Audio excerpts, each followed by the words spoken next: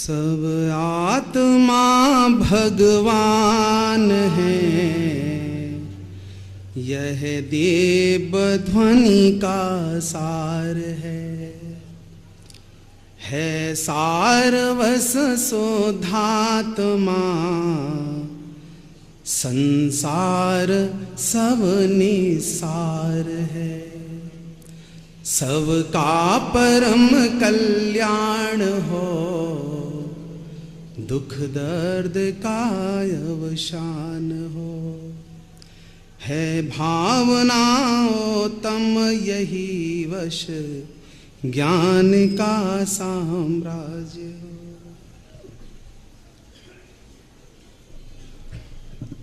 आध्यात्मिक शिविर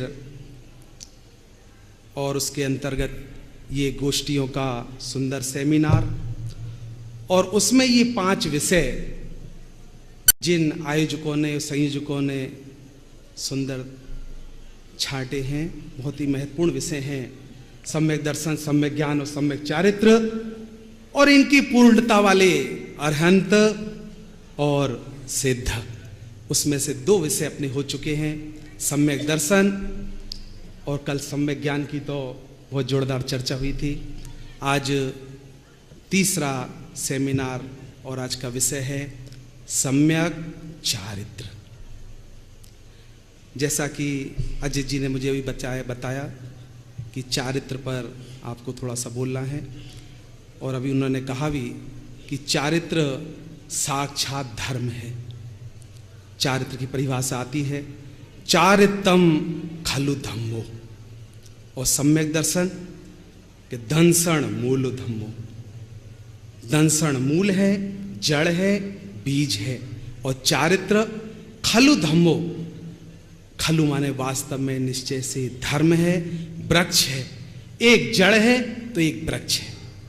अभी जड़ की चर्चा हो गई, सम्यक साथ है ज्ञान, उसकी सम्यक दर्शन की चर्चा हो गई, सम्यक ज्ञान की चर्चा हो गई, और चारित्र की चर्चा, और चारित्र माने मस्ती की चर्चा। चौथे गुण स्थान में शुद्धोपयोग, स्वरूपचरण चारित्र, अल्प आनंद, और 5वें गुण स्थान में और विशेष आनंद, और 6ठे 7वें गुण स्थान में तो नियम सार आदि में लिखा प्रचुर स्वसंवेदन, और पूर्ण रत्नात्रय के धारी अरहंत और सिद्ध, जिनकी चर्चा अपन कल और परसों करेंगे। आज चर्चा, जैसा कि अभी मंगलाचरण हुआ, मेरी प्रसिद्ध भक्ति है मारे अंगना में आए मुनिराज। श्रीमद जी ने अपूर्व अवसर एवो क्यारे आव से, कैसी भावना भाई। और भावना में एक पंक्ति लिखी अलग से, आत्म भावना भावता जीव लहे केवल ज्ञान रे। आज अपन अरहंत की चर्चा नहीं करेंगे, सिद्ध की चर्चा नहीं करेंगे। किसकी चर्चा करेंगे? कि जिन्होंने सम्यक दर्शन ज्ञान चारित्र को प्राप्त कर लिया है, ऐसे ज्ञानी सम्यक दृष्टि, अविरत सम्यक दृष्टि जी, 5वें गुण स्थान वाले विरत जी, और 6ठे 7वें गुण स्थान में झूलने वाले, सिद्धों से बातें करने वाले, सत्य महाव्रत के धारी भावलिंगी संत, जो चारित्र के धारी होते हैं। चारित्र अर्थात क्षण क्षण में अंतर्मुख होकर किससे बातें करते हैं? कि सिद्धों से बातें करते हैं। सिद्धों से टेलीफोन पर बातें करते हैं, हे सिद्ध भगवान, अब मैं यहां रहने वाला नहीं हूं, मैं शीघ्र ही जहां पर आप स्थित हैं वहां पर आने वाला हूं। गुरु खान है चारित्र की, पूजन की पंक्तियों में आता है ना, दर्शन दाता देव है, आगम सम्यक ज्ञान, और गुरु कैसे हैं? गुरु चारित्र की खान है। हमारे सामने आज के इस सेमिनार में सिर्फ एक ही मुद्रा दिखना चाहिए। कौन सी मुद्रा? भावलिंगी संत, चारित्र की खान, गुरु मुनिराज, हमारी कुंद कुंद आचार्य। श्रीमद जी ने तो इतना लिखा, हे कुंद कुंद आदि आचार्यों, आपके वचन इस पामर पर स्वरूप अनुसंधान में निमित्तभूत हुए हैं, इसलिए भक्ति पूर्वक आपको नमस्कार हो। कौन कहता है गुरुओं को नहीं मानते? हमारे अजीत जी अभी कह रहे थे कि चारित्र की बात नहीं करते, सम्यक दर्शन की बात करते मुनि लोग, मोक्ष लोग। और अभी देख रहे हैं आप मंगलायतन में तो एक से एक अंक निकलते ही जा रहे हैं। हम तो उनके दासानुदास हैं। दास नहीं, जो दास हैं हम उनके दास हैं। ऐसा चारित्र की खान वाले मुनिराज क्या करते हैं दिन रात? दो ही काम है मुनिराज के, या तो ध्यान और या फिर अध्ययन। दो ही कार्य रहते हैं। या तो ध्यान अपने स्वरूप में मग्न रहते हैं और बाहर आते हैं तो दिन रात आत्मा का चिंतन, मृदु संभाषण में, मन में भी वही चिंतन, वचन में भी वही, काया में वही। पद्मनंदी पंचविंशति का एक ग्रंथ है, उसमें एक सुंदर सा प्रश्न उठाया कि मुनिराज खड़े खड़े आहार क्यों करते हैं? अपन तो बैठ के भोजन करते हैं, जाते हैं, देखते हैं, ये लाओ ये लाओ ये लाओ। मुनिराज खड़े खड़े आहार क्यों करते हैं? तो उसमें उत्तर दिया कि उनको मोक्ष जाने की इतनी जल्दी है, उनको टाइम नहीं है। पहली बार तो आहार का विकल्प ही नहीं आए तो अच्छा है, आया गए और मिल गए यदि विधि से, तो खड़े खड़े फटाफट 2-4 अंजलि जो भी थोड़ा सा लेना लिया और लेकर बंद किया और चल दी। और अपन बैठकर भोजन क्यों करते हैं? कि क्या करना, अभी जल्दी थोड़ी है, आज करना सो कल करना, कल करना सो परसों, और जल्दी जल्दी क्यों करें, अभी तो जीना। मुनिराज को समय नहीं है, निरंतर ध्यान अध्ययन, ध्यान अध्ययन। गुरुदेव श्री ने एक सुंदर बड़ी अच्छी परिभाषा करी कि परमणति का आनंद स्वरूप में केली करना ये चारित्र है। प्रवचन रत्नाकर में गुरुदेव श्री की चारित्र की परिभाषा आई। प्रवचन सार में 7वें नंबर की गाथा में चारित्र की परिभाषा आई, स्वरूपे चरणम चारित्रम। स्वरूप में चरण करना, स्वरूप में चरण माने ठहरना, स्वरूप में रमना।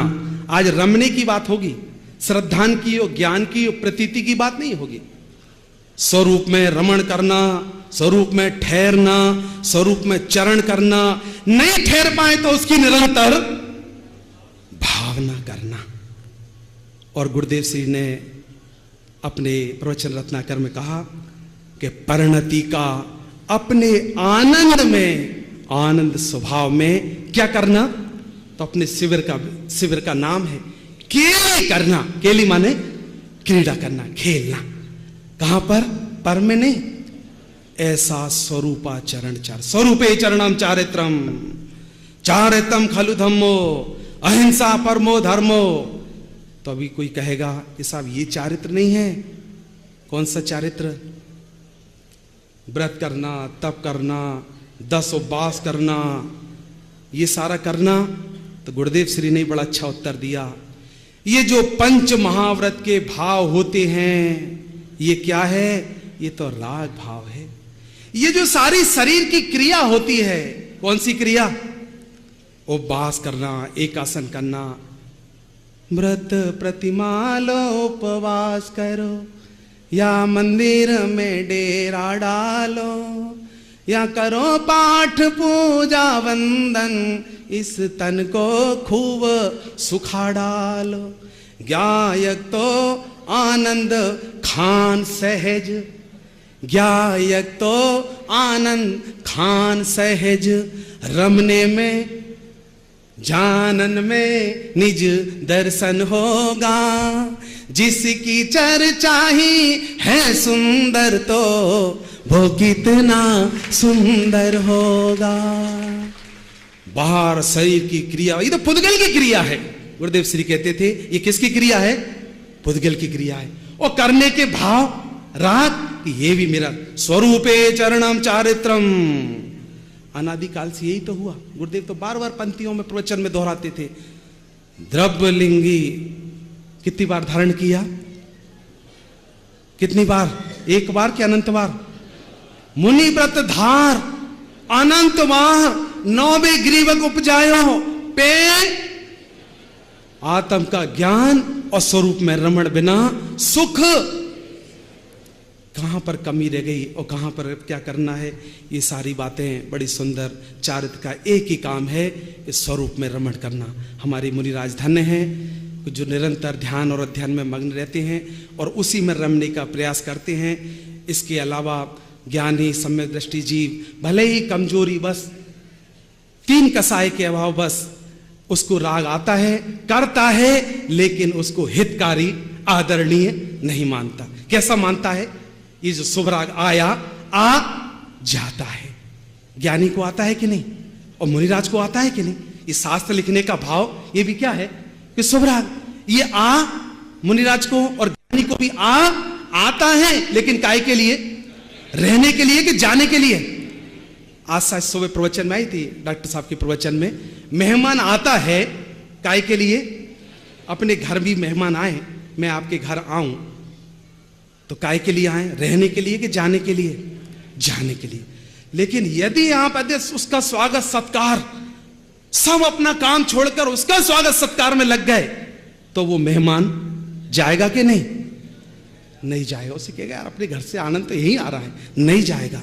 उसका आदरणीय नहीं है। गुरुदेव श्री के शब्द शुभ राग आ जाता है लेकिन वो आदरणीय नहीं है। तो करना के नहीं कि टोडरमल जी की बात आई, उसमें धर्म मत मानना, ये करना मेरा काम नहीं है। मेरा काम तो क्या है? बृहद्रव संग्रह में बड़ी सुंदर गाथा है परम ध्यान के लक्षण की। मां चिट्ठय मां जंपय, एक एक गाथाएं आचार्यों की मस्त गाथा हैं। दादा को देखकर एकदम ऐसा लगता है कि मैं तो सारी कलश सुना दूं। अभी ऐसा लग रहा था दादा को देखा कि अच्छे अच्छे सारे कलश सुना दे, नियम सार के और समय सार के। मां चिट्ठय कुछ भी चेष्टा मत करो, मां चिंतय कुछ भी चिंतन मत करो, मां जंपय कुछ भी मत बोलो। क्या करें?